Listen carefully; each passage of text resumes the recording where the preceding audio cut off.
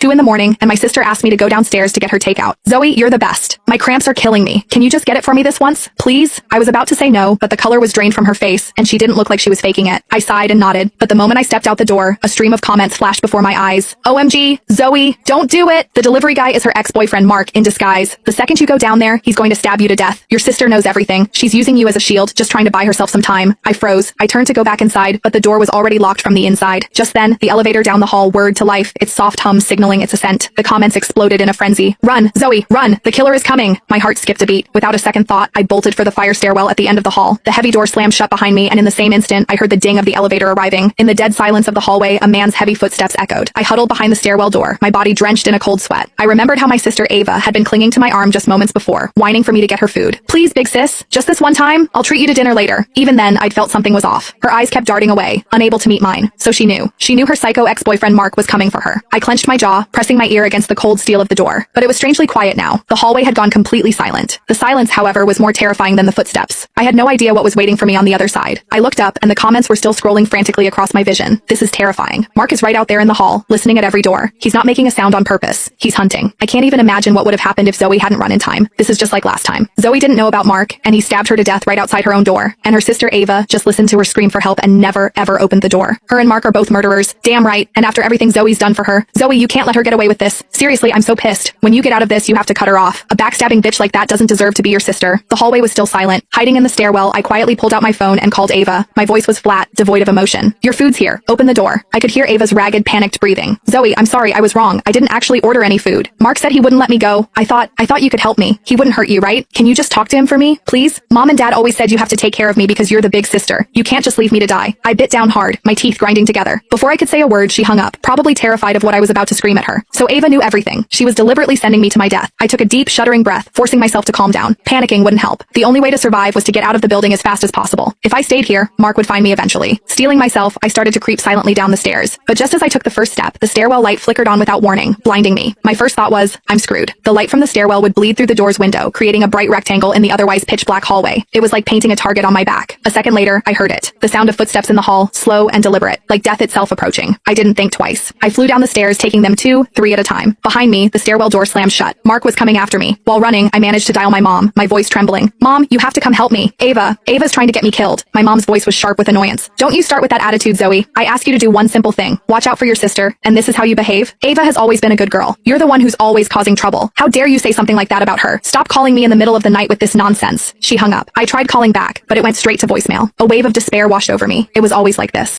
Click the link in my bio to get the full story for free.